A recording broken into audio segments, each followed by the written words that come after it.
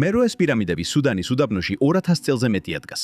მაგრამ მას შემდეგ, რაც 2023 წელს სამოქალაქო ომი დაიწყო, მათი შენარჩუნების სამუშაოები ძირითადად შეჩერდა. უცხოური არქეოლოგიური მისიები წავიდნენ და ეს ადგილი სულ უფრო მეტად ექვემდებარება ქრიშას, წვიმას და ეროზიას. ხარტუმიდან დაახლოებით 200 კილომეტრში ჩრდილოეთით მდებარე მეროე მოიცავს 200-ზე მეტ პირამიდას, რომლებიც აშენდა დაახლოებით ძველი წელთაღრიცხვის 800 წლიდან.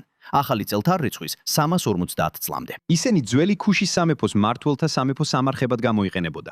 მაგრამ დღეს ქვები ცვივა ნაგებობებიდან, ტაძრებში კი ქვიშა გროვდება. და მცენარეულობა ვრცელდება ძეგლის ნაწილებზე. სტუმრები მოდიოდნენ, მისიები მუშაობდნენ და ყველაფერი კარგად იყო 2023 წლამდე და ომამდე. ომი დაიწყო და ჩვენ იმ დროსაც მუშაობდით. მაგრამ ვიზიტები და მისიები შეწყდა. ომი ჩვენზეა გადმოვიდა და ჩვენ რა თქმა უნდა მუშაობდით ჩვენ საქმეში. კონფლიქტამდე გუნდები რეგულარულად ასუფთავებდნენ ქვიშას, აკვირდებოდნენ დაზიანებებს და მუშაობდნენ პირამიდის მყიფე ქვიშაქვის კედლების დასაცავად. ამ მოვლის გარეშე მუშები ამბობენ, რომ დეგრადაცია დაჩქარდა.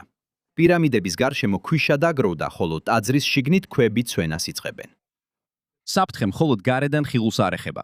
სამახის ტაძრების შიგნით არის წარწერები და ნახატები, რომლებიც ძველი ეგვიპტის, საბერძნეთისა და რომის გავლენებს ასახავს. არქეოლოგები აფრთხილებენ, რომ დაგროვილი ქვიშიდან გამოყოფილი მარილი შეიძლება შეაღწიოს ქვიშაქვაში, დაასუსტოს იგი და სამუდამოდ დააზიანოს ეს ჩუქურთმები.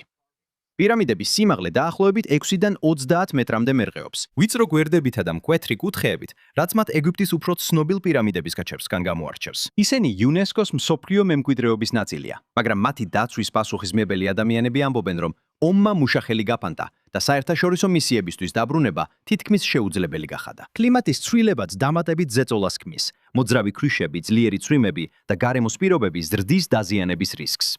ამ ეტაპზე პირამიდები ჯერ კიდევ დგას, მაგრამ თუ საკონსერვაციო სამუშაოები არ განახლდა, არქეოლოგები აფრთხილებენ, რომ სუდანმა შეიძლება დაკარგოს თავისი ცივილიზაციის ნაწილი, რომელიც ათასობით წელია არსებობს.